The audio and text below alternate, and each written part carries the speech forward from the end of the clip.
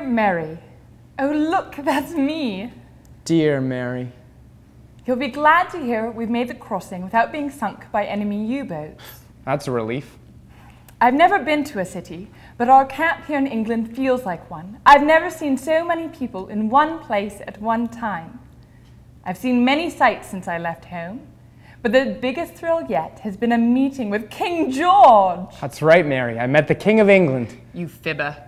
Well, me and the rest of the division. Shoreline Theatre presents Stephen Massicott's critically acclaimed Mary's Wedding, featuring 2 local actors who play the main characters.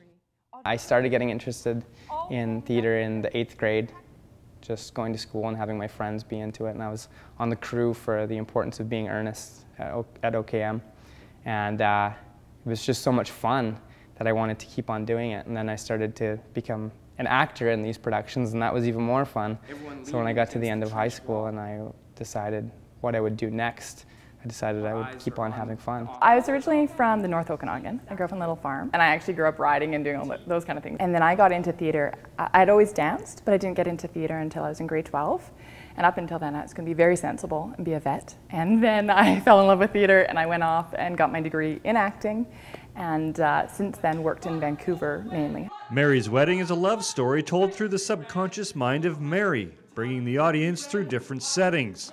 From trenches to prairies and thunderstorms, it's like she's in a dreamlike state, detailing the progression of Mary's relationship with Charlie. We ran by them, over them, tripping us up, and all the while the machine guns kept firing and the shells kept falling. Charlie has a thirst for adventure, so when the war comes along, he wants to go and he wants to ride his horse and he wants to join the cavalry. He wants to be a hero. Because it's a dream, I go with him, but I become his sergeant. I become this character Flowerdew, who's based on a real Canadian officer. And in that we kind of see those relationships that happen were equally as important in that era. Mother's organising a church tea this Saturday. Oh, tea. Saturday? You haven't heard? It's becoming quite the event. Mother loves to make a good impression. I don't go to very many teas. Oh, I don't like them much either. Oh, I don't know if I like them or not. I'd have to go to know for sure. Are you going to be there? Yes, I'll be there.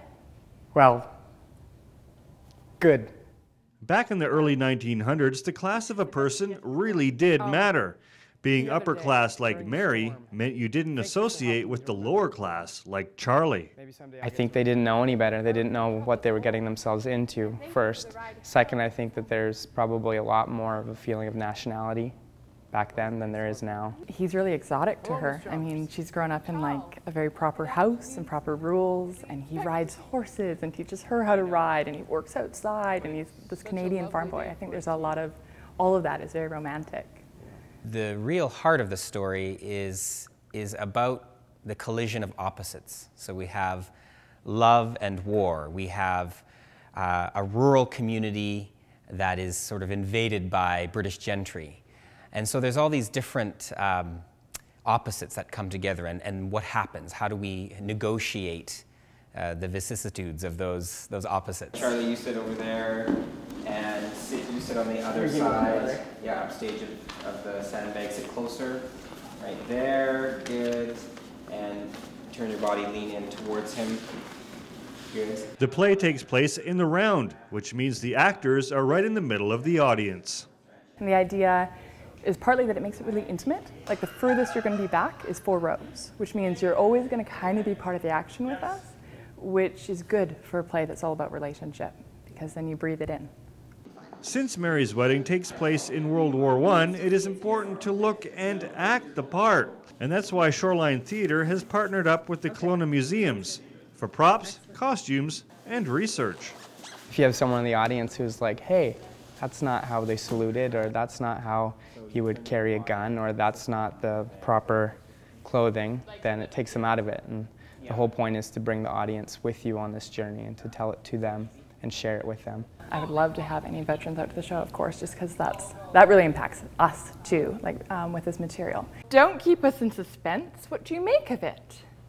I've never been to a tea before.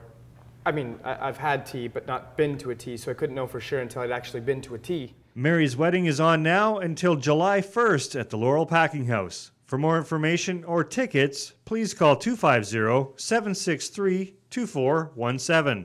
From Kelowna, for Shaw TV, I'm Greg Truman.